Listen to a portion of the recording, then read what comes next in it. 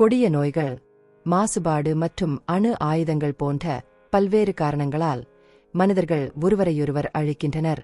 மனித வரலாற்றில் மிக மோசமான நாள் இயற்கை பேரிடரால் ஏற்பட்டது என பலர் நம்புகிறார்கள். ஆனால் இதை உறுதிப்படுத்துவது சிரமம். சீன நாகரிகத்தின் தொட்டில் என கருதப்படும் ஷான்சி மாகாணம் 1556ஆம் ஆண்டு ஜனவரி 23ஆம் தேதி காலை ஒரு சக்தி வாய்ந்த நிலநடுக்கத்தால் தாக்கப்பட்டது.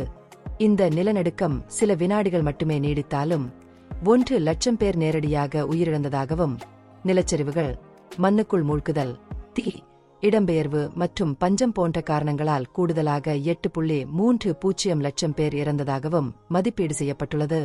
முதலாம் மற்றும் இரண்டாம் உலகப் போர் போன்ற பெரிய பேரழிவுகள், தொற்று நோய்கள், பஞ்சம் மற்றும் வெள்ளம் போன்றவற்றின் மொத்த இறப்பு எண்ணிக்கையை விட இது மிக அதிகமாக உள்ளது. மிங் வம்சத்தின் ஜியாஜிங் பேரரசரின் ஆட்சியின் போது ஏற்பட்ட ஜியாஜிங் பூகம்பம் ஷான்சி பூகம்பம் எனவும் அழைக்கப்படுகிறது. மிகவும் மோசமான நிகழ்வாக கருதப்படுகிறது. வரலாற்றில் மிக மோசமான நிலநடுக்கமாக இது அங்கீகரிக்கப்பட்டுள்ளது.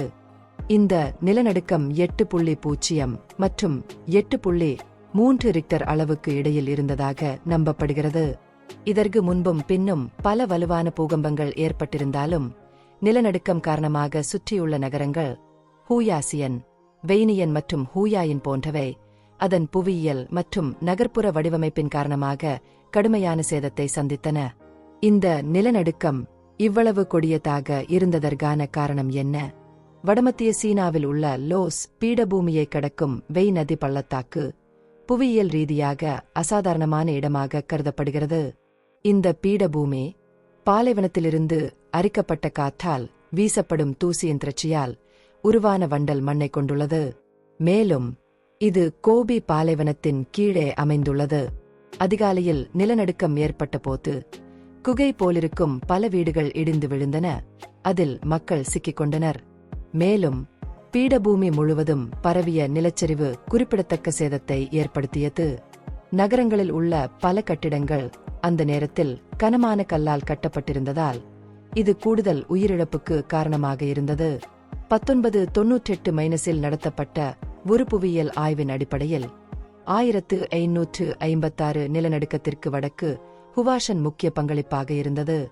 உண்மையைச் சொல்ல வேண்டுமானால், பூகம்பங்கள் மற்றும் இயற்கை பேரழிவுகளில் இருந்து எதிர்கால சேதத்தை குறைப்பதற்கான உத்திகளை ஆராய்வதற்கு ஷான்சி பூகம்பம் தூண்டுதலாக இருந்தது.